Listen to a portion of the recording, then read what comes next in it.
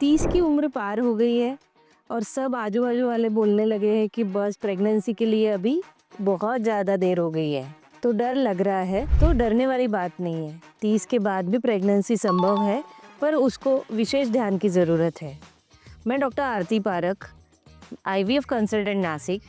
आज हम बात करेंगे कि उम्र ज़्यादा होने के बाद अगर आप प्रेगनेंसी चाहते हो, तो आपको क्या करना चाहिए। तो चलिए अभी बात करते हैं कि 30 के बाद अगर आपको प्रेगनेंसी प्लान करना है तो किस बातों का ध्यान रखना चाहिए। 30 के बाद शरीर में सबसे महत्वपूर्ण चेंज रहता है कि एक रिजर्व कम होना चालू हो जाता है।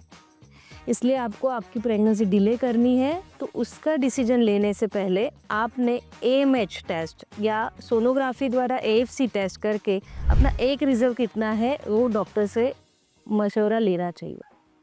दूसरा, ये पीरियड में सभी लोग करियर पे ज़्यादा फोकस करते हैं, इसलिए जो पूरा डे का रूटीन रहता है वो स्ट्रेसफुल रहता है, डाइट इग्नोर होता है, स्लीप इग्नोर होती है। इसलिए स्ट्रेस के कारण फर्टिलिटी पोटेंशियल डिक्लाइन ज़्यादा होता है। इसलिए आपने स्ट्रेस मैनेजमेंट, एक एक्सरसाइज, हेल्दी डाइट, ये चीज़ों को अपनाना चाहिए। अगर आप शादी के बाद साल भर हो चुका है और तो भी प्रेगनेंसी नहीं रह रही तो डॉक्टर को कंसल्ट करना चाहिए। तो ये ध्यान रखोगे तो आप अच्छे से प्रेगनेंसी प्लान कर पाओगे। अब हम बात करते हैं कि अगर आप 35 के आगे हो और प्रेगनेंसी प्लान करना चाहते हो तो क्या चीज़ों पर ध्यान देना चाहिए। 35 ये ऐसी उम्र है कि उसके बाद फर्टिलिटी पोटेंशियल की जो लेवल रहती है वो बहुत फास्ट डिक्लाइन होती है और वो हर स्त्री के लिए अलग अलग होती है। इसलिए आप 35 हो तो आपका फर्टिलिटी पोटेंशियल क्या है वो जानने के लिए एएमएच टेस्ट ज़रूर करवाएं। अगर एएमएच 1.5 से नीचे है तो समझ जाइए कि आपका पोटेंशियल डिक्रीज होना चालू हो गया है और प्रेगनेंसी रहना ज़रूरी है। उसके लिए डॉक्टर को कंसल्ट करिए। प्रेगनेंसी के लिए जो बाकी फैक्टर्स रहते हैं जैसे आपके फैलोपियन ट्यूब है, हस्बैंड का सीमेन एनालिसिस है, वो भी चेक करवाइए और उस हिसाब से ट्रीटमेंट तय करके आपने एक्टिवली प्रेगनेंसी प्लान करनी चाहिए। अब बात करते हैं कि 40 के अबाव अगर हम प्रेगनेंसी प्लान कर रहे हैं तो किस बात का ध्यान रखना चाहिए। 40 ही ये उम्र है जहाँ हम मेनोपॉज के नज़दीक पहुँच गए हैं। इसमें स्त्री का एक रिजर्व बहुत कम हो गया है और उसकी क्वालिटी भी बहुत डिक्रीज है। इसलिए 40 के बाद जब अपने या स्त्री के खुद के एग से अगर प्रेगनेंसी रहती है तो जेनेटिक प्रॉब्लम आने का बहुत चांस होता है। इसलिए अगर 40 में आप प्रेगनेंसी प्लान करते हो तो आईवीएफ के द्वारा ब्लास्टोसिस यानी अपने एम्ब्रियो बना के उसका जेनेटिक टेस्टिंग करके फिर ही ट्रांसफ़र करिए, तो ये जेनेटिक प्रॉब्लम का चांस कम होगा और हेल्दी प्रेगनेंसी का चांस आपका बढ़ेगा।